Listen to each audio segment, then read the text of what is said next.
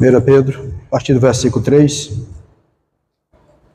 diz assim: Bendito seja o Deus e Pai de nosso Senhor Jesus Cristo, que segundo a sua grande misericórdia nos gerou de novo para uma viva esperança pela ressurreição de Jesus Cristo dentre os mortos, para uma herança incorruptível, incontaminável e que se não pode murchar, guardada no céu para vós, que mediante a fé estáis guardados na virtude de Deus para a salvação já prestes para se revelar no último tempo, em que vós grandemente vos alegrais, ainda que agora importa, sendo necessário que estejais por um pouco contristado com várias tentações, para que a prova da vossa fé, muito mais preciosa do que o ouro, que perece e é provado pelo fogo, e se ache em louvor e honra e glória na revelação de Jesus Cristo. Amém? Podem tomar vossos assentos.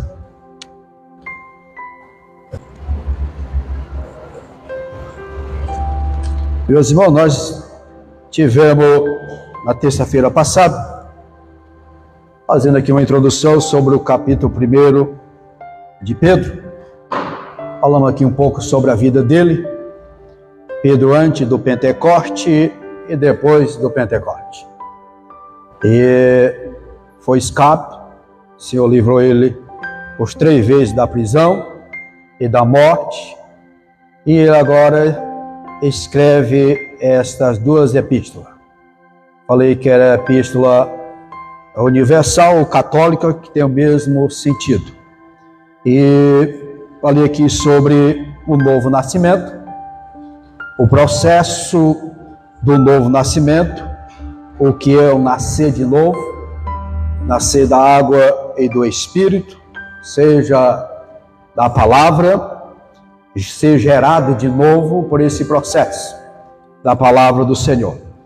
E ficou para continuarmos hoje, falar sobre o valor da redenção.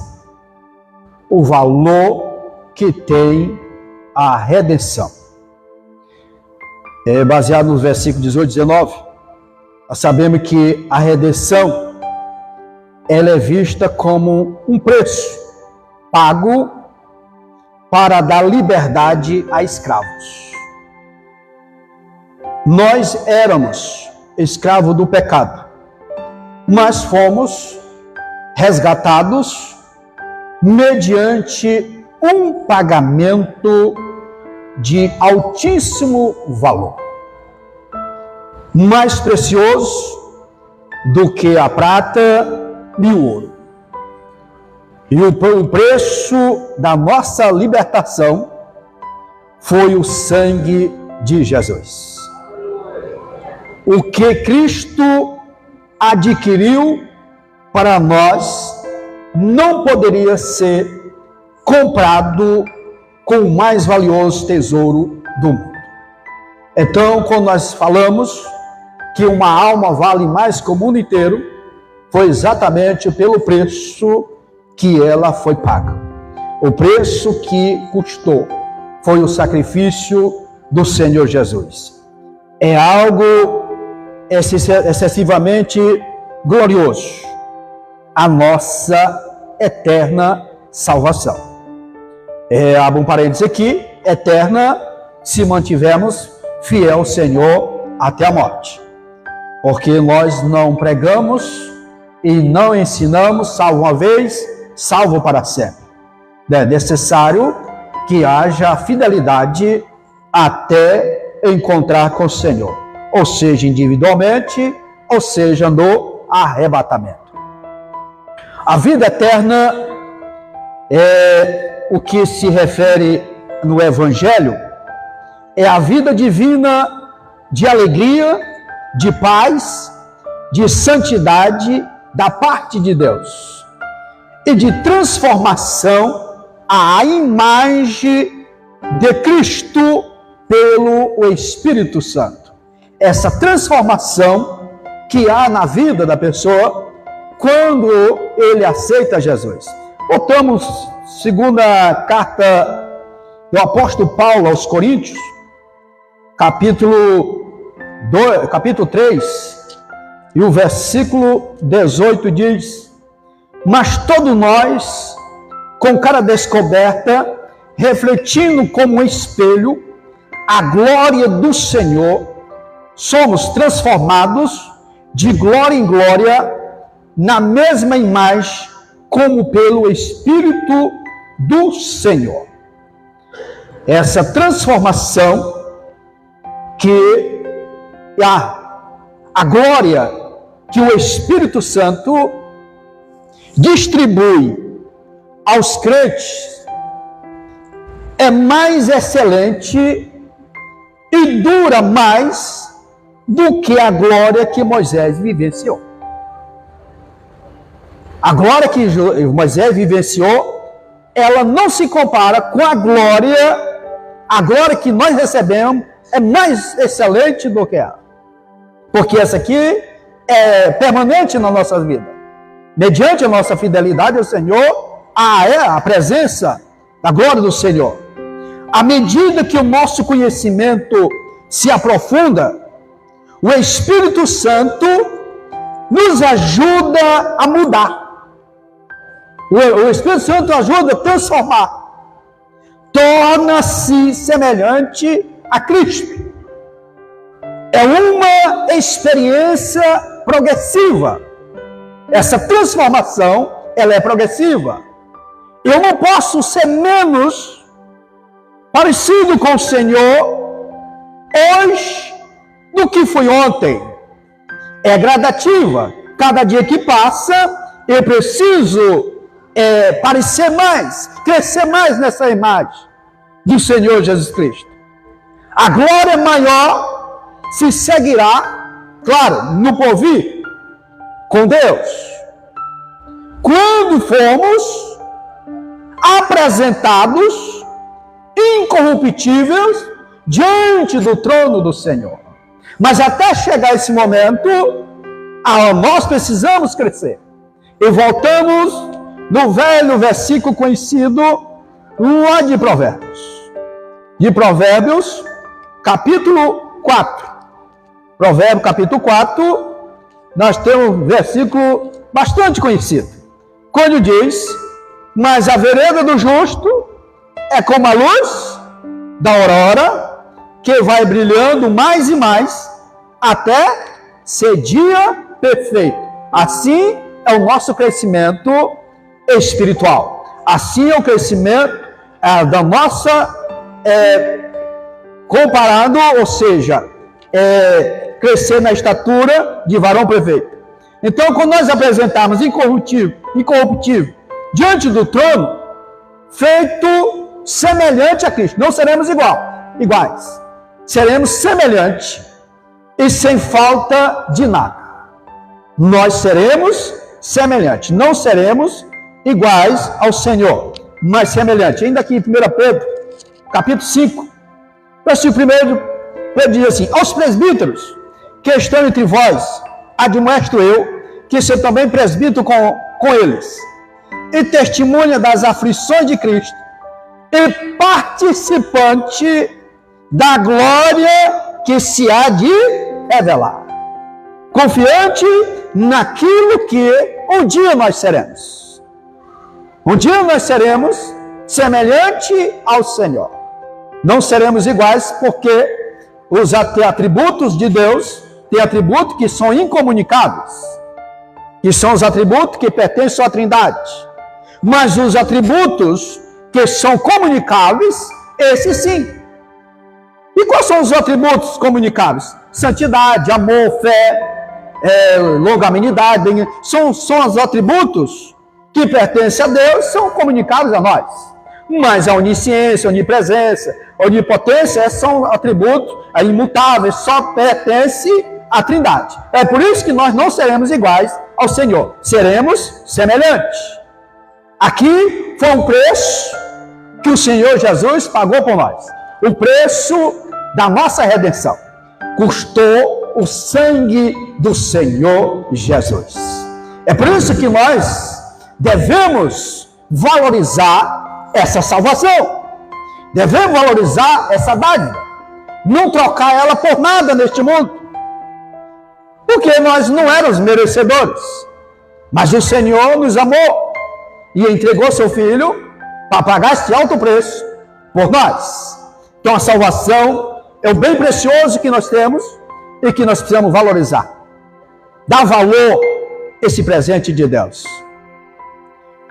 Quando o Senhor fez o processo do novo nascimento, custou o preço do sangue do Senhor Jesus, vem agora uma viva esperança. A Bíblia expressa o alvo imediato do novo nascimento. Uma viva esperança. Pela a ressurreição de Jesus Cristo dentre os mortos, observe que é uma esperança viva. Quando Jesus ressuscitou, trouxe essa esperança viva para nós. É uma esperança viva. Ou seja, uma esperança que jamais pode ser extinta. Jamais pode acabar. E aqui é o contrário do adágio que tem por o mundo, ditado, que a esperança é a última que morre, né? Lá no mundo, apregou-se sobre isso, que a esperança é a última que morre. A nossa esperança, ela é viva, porque é o Senhor Jesus Cristo, Ele ressuscitou dentre os mortos e está sentado à destra do Pai, intercedendo por nós. Por isso que a nossa esperança, ela é viva. Viva esperança! É uma esperança sempre renovada pela confiança no poder e na fidelidade daquele que é a sua origem e garantia, que é o Senhor Jesus Cristo. Ele é a origem e Ele é a garantia. Nossa esperança não é apenas para o futuro. A vida eterna começa quando confiamos em Cristo e nos unimos à família de Deus. Ela começa aqui. Deus nos ajudará a permanecer fiéis à nossa fé. Aqui, essa esperança começa no momento que nós nos unimos à família de Deus. E voltamos lá em Efésios, capítulo 2, a carta aos Efésios, versículo que nós repetimos de vez em quando, mas é necessário. Versículo 19. Assim que já não sois estrangeiros e nem forasteiros, mas concidadãos dos santos e de quem mais? E da família de Deus. Agora precisamos distinguir aqui, desse forasteiro aqui de Efésios, com o forasteiro de Pedro, capítulo 2, e versículo 11. Versículo 1, versículo 11, se não me engano. Esse forasteiro aqui de Efésios, que nós não estamos fora, ao léu, neste mundo, não. Nós pertencemos à família de Deus e temos um lugar reservado para nós no céu. Assim o Senhor Jesus Cristo, Ele foi preparar para nós. Então nós somos forasteiros para o mundo, para esse mundo que nós vivemos, peregrinos e forasteiros, porque a nossa pátria não é aqui, nossa pátria é com o Senhor, conforme está lá em Filipenses, capítulo 3, versículo 20. Nossa pátria é com o Senhor. Mas enquanto nós permanecemos aqui fiel ao Senhor, nós estamos inseridos nesta família. Família de Deus. Você já imaginou o que é isso, amado? Você pertencer à família de Deus, saber o que Ele tem para nós, coisas que nós não a nossa capacidade intelectual não dá para descrever o que o Senhor tem para nós. Paulo, quando ele foi arrebatado ao terceiro céu, não disse nem que foi ele citou na terceira pessoa, ele disse que viu coisas inefáveis. Então ele procurou uma palavra para sintetizar o que ele viu, algo que não dava para ele descrever. Então é o que o Senhor tem para nós, para quem faz parte dessa família. A esperança vinculada à glória de Deus. A Bíblia, ela deixa bem claro que nós, sendo justificados pela fé, temos paz com Deus. Fomos justificados pela fé, temos paz com Deus. Romanos, capítulo 5, carta aos Romanos, capítulo 5, versículo 1. De sendo, pois, justificado pela fé, temos paz com Deus, por nosso Senhor Jesus Cristo, pela qual também temos entrada pela fé a esta graça, na qual estamos firmes, e nos gloriamos em quê? Na esperança da glória de Deus. Ou seja, nós mesmos não tínhamos condição de nos justificar diante do Senhor. Mas o Senhor Jesus, através do seu sacrifício, pelo seu sangue, ele nos justificou diante do Senhor. Fomos justificados, fomos regenerados, fomos posicionalmente santificados e adotados como filhos e participante dessa promessa, desta herança. A única coisa que altera na nossa vida é que fomos colocados santos posicionalmente, mas a santificação ela é gradativamente, é progressiva. Foi o texto que nós lemos lá de Provérbios 4:18. A santificação ela é progressiva. Cada dia precisamos santificar-nos, porque fomos justificados, a dívida foi paga. O que nós devemos, o Senhor pagou por nós. Nascemos de novo, fomos gerados de novo, para esse novo nascimento, através de Cristo. E agora participamos desta viva esperança. E a esperança vinculada agora à glória de Deus. Esperamos uma glória eterna prometida por Deus. O texto que nós lemos de Romanos, que não consistirá apenas do nosso bendito lar celestial. Livres da presença do pecado, mas de habitar para sempre com o Senhor. Para sempre. Essa palavra para sempre, ela é igual, não tem princípio para Deus de começo ao fim.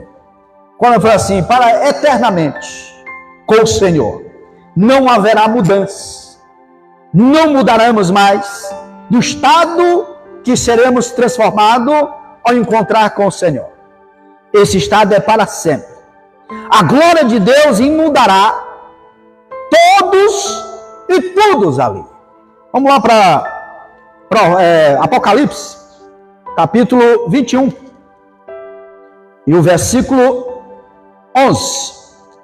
Apocalipse 21 e 11 diz assim: E tinha a glória de Deus. A sua luz era semelhante a uma pedra preciosíssima, como a pedra de jaspe, como cristal resplandecente. Versículo 23. E a cidade não necessita de quê? De sol e nem de lua, para que nela resplandeça, porque a glória de Deus tem alumiado e o Cordeiro é a sua lâmpada. Bendito seja Deus.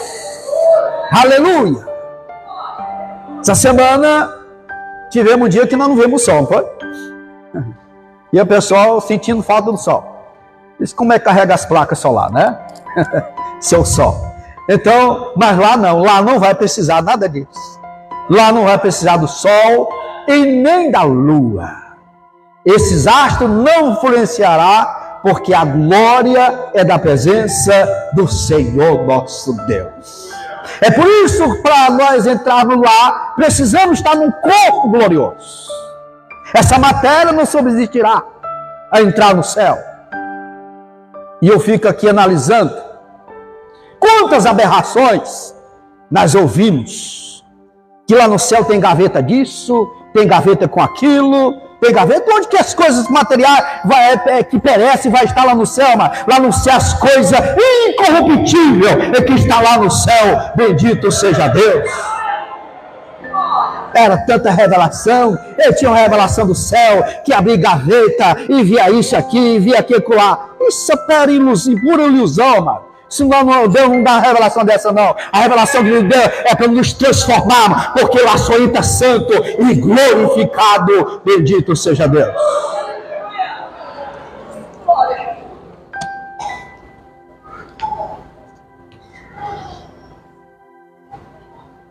Essa é a esperança da vida eterna. A esperança mediante a qual somos salvos. Voltamos aqui em Tito. Tito, capítulo 1.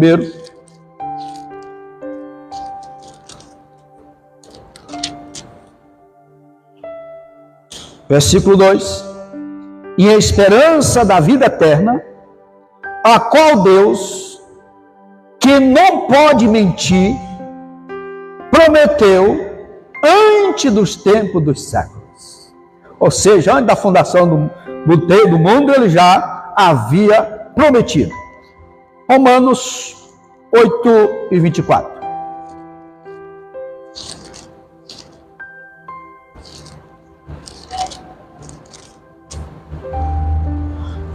Porque a esperança somos salvos. Ora, a esperança que se vê não é esperança. Porque o que se alguém vê, como esperará? Então, a nossa esperança, nós não vemos. Mas nós sabemos, sentimos, que a presença do Senhor nas nossas vidas. Sabemos que Jesus Cristo, Ele veio a essa baixa terra, cumpriu o plano da salvação, morreu, ressuscitou e está sentado à destra do Pai. Então a nossa esperança ela é viva. Pela palavra do Senhor, nós cremos. Não precisamos nós vermos. A palavra do Senhor é suficiente para nos guiar ao encontro do Senhor. Pedro foi testemunha da ressurreição de nosso Senhor e fala dela com toda convicção. A ressurreição dos salvos nos é assegurada pelo triunfo de Jesus sobre a morte, ao ressurgir ao terceiro dia em glória e poder. Jesus Cristo, quando ele ressuscitou em glória e poder. Olha o que diz lá em Mateus capítulo 28. Quando ele ressuscitou, ele mesmo diz, versículo 18: e chegando-se Jesus, falou-lhe dizendo: é-me dado todo o poder no céu e na terra. Ele foi dado a ele todo o poder. Então ele restou, e quando João, ele viu ele aqui no Apocalipse, ele não viu ele um Cristo sofrido, como pregam, ensinam por aí, mas um Cristo glorioso.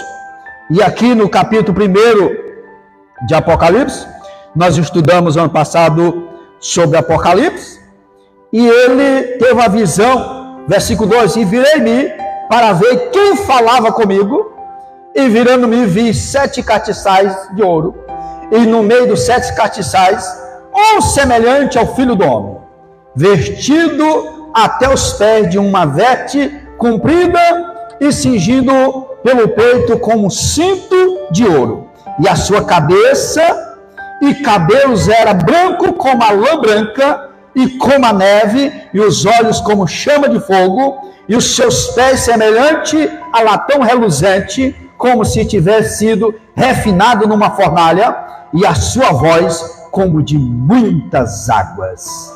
E que ele tinha na sua destra 7 estrelas, e da sua boca saía uma aguda espada de 2 fios, e o seu rosto era como o sol quando da sua força resplandecente. Então esse Cristo aqui foi o que ressuscitou e que é glorioso, e o que um dia nós vamos nos encontrar com ele.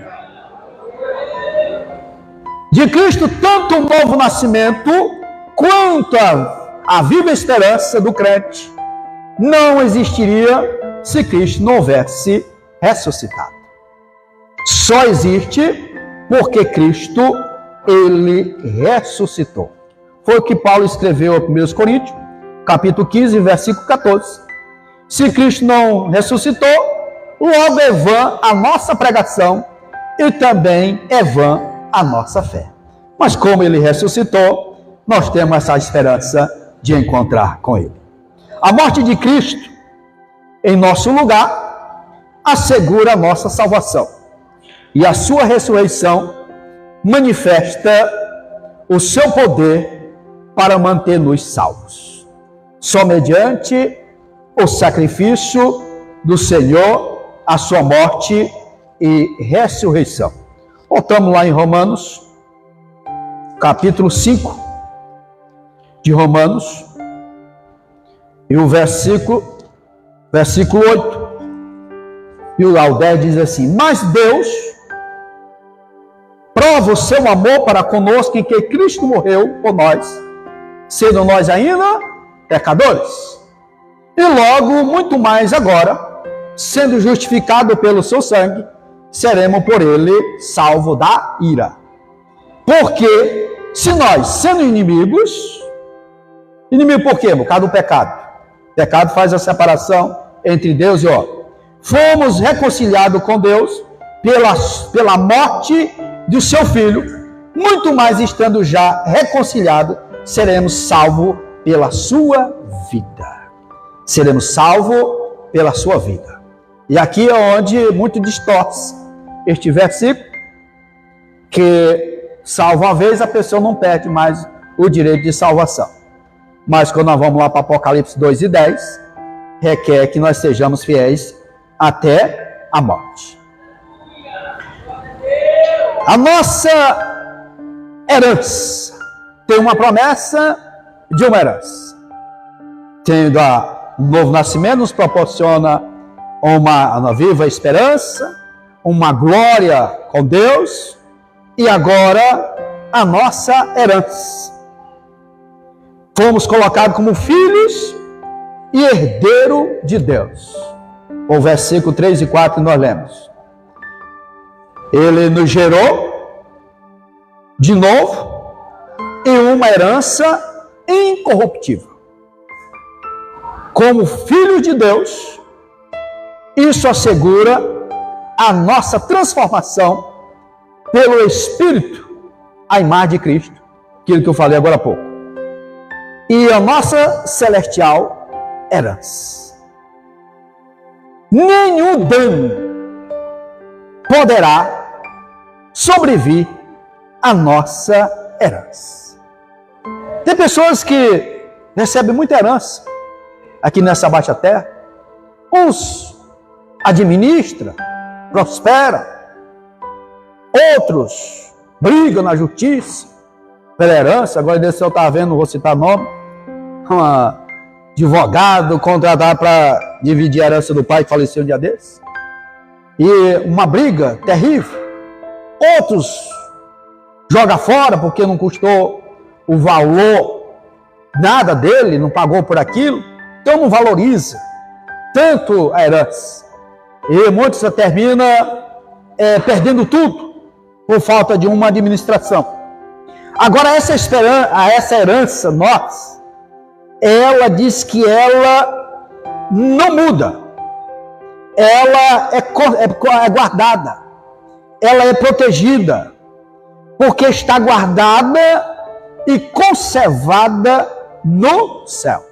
Observe que o filho pródigo, ele pediu a herança do pai e ele gastou. Ele esbanjou que não ficou nada. Aí ele voltou para o pai. Ali era uma herança terrena, na parábola.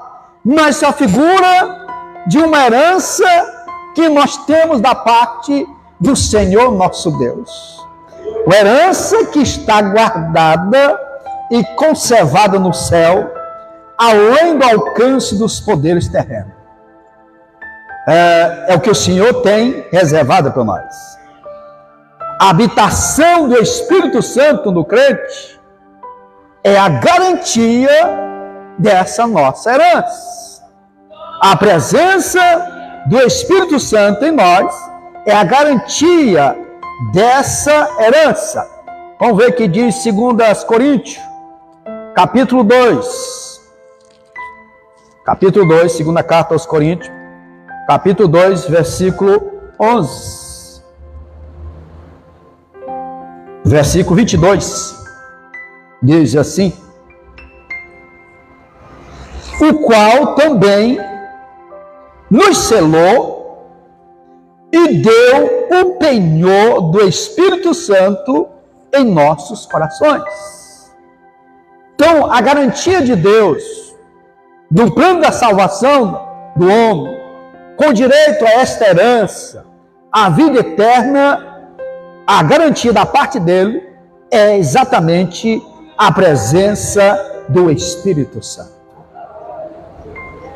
É por isso que nós temos que ter um cuidado, meus amados, de não extinguir o Espírito Santo, de não perder a presença do Espírito Santo.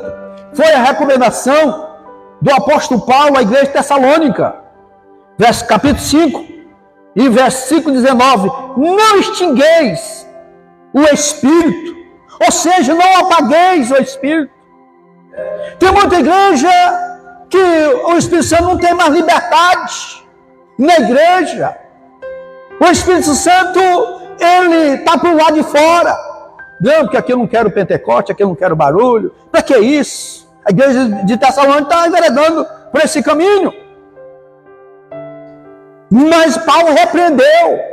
O Espírito Santo, ele precisa ter liberdade nas nossas vidas. Como é que ele vai nos guiar? Como é que ele vai nos orientar? Porque ele é o Senhor dessa casa, ele não é inquilino que qualquer um vai mandar embora, não, mas ele é o Senhor das nossas vidas. Aleluia!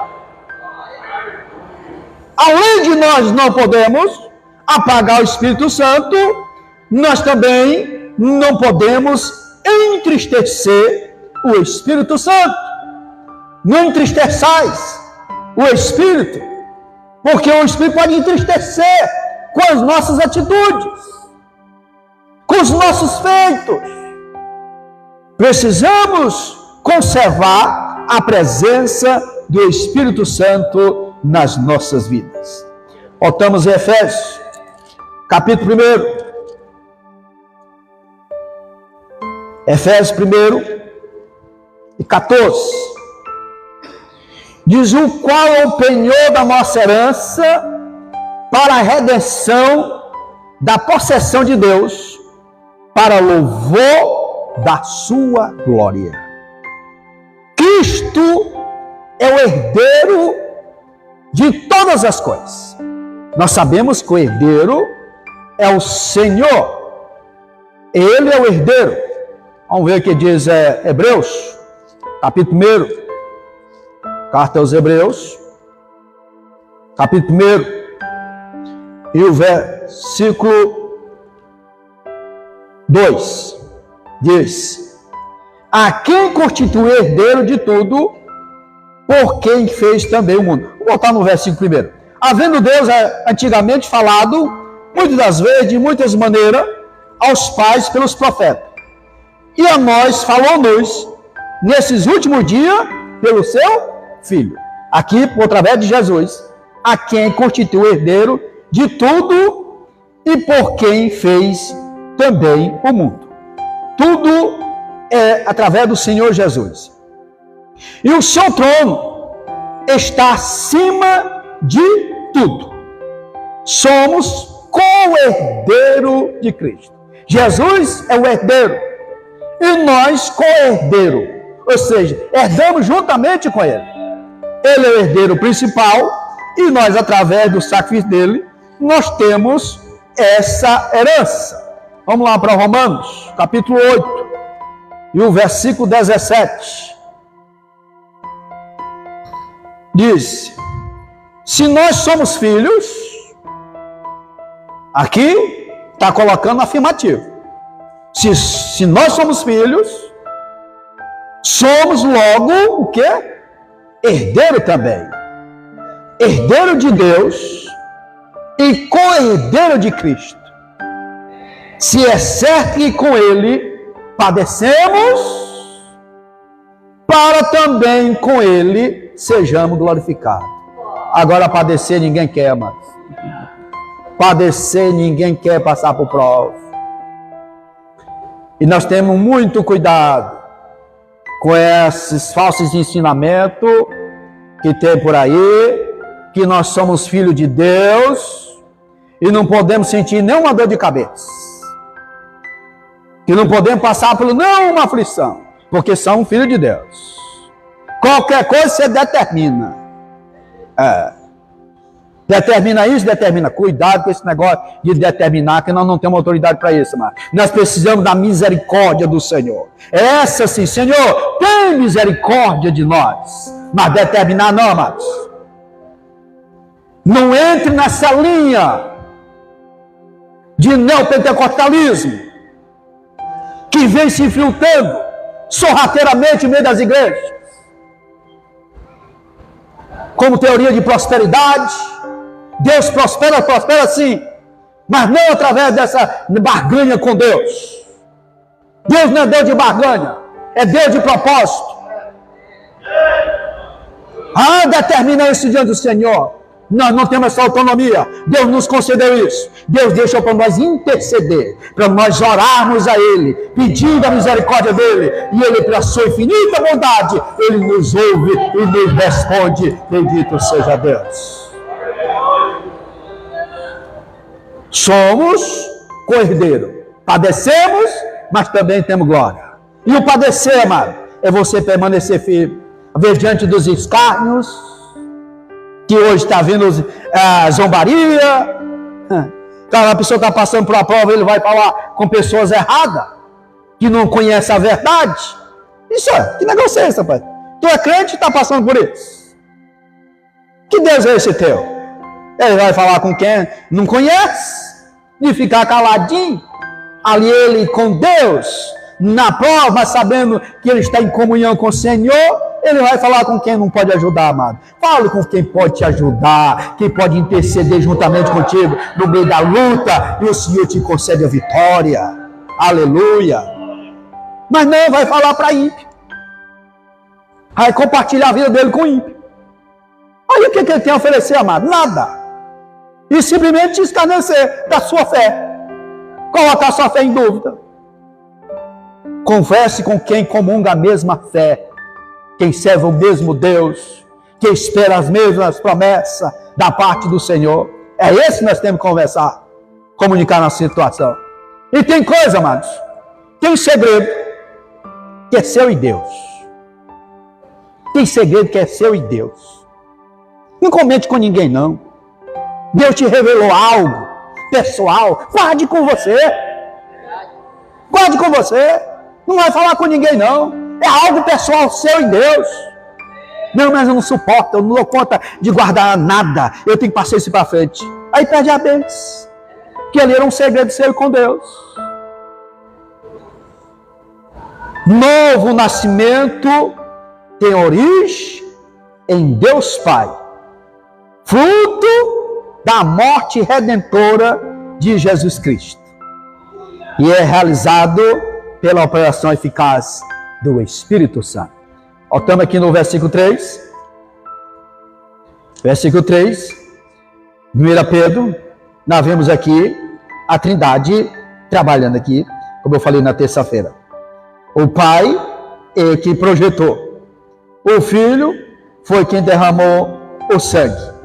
E o Espírito Santo é quem regenera, quem convence, que faz o processo desse novo nascimento. Então, quando Pedro ele escreveu essa primeira epístola, ele trouxe aqui a importância do novo nascimento. E ele, dentro desse novo nascimento, ele vai falar agora sobre a importância da santidade, que ele traz algo lá do Antigo Testamento, ele pega algo lá de Levítico, 11, se não me engano, 11:44, e traz aqui para dizer a importância de nós ter uma vida separada, uma vida santa, uma vida consagrada ao Senhor nosso Deus.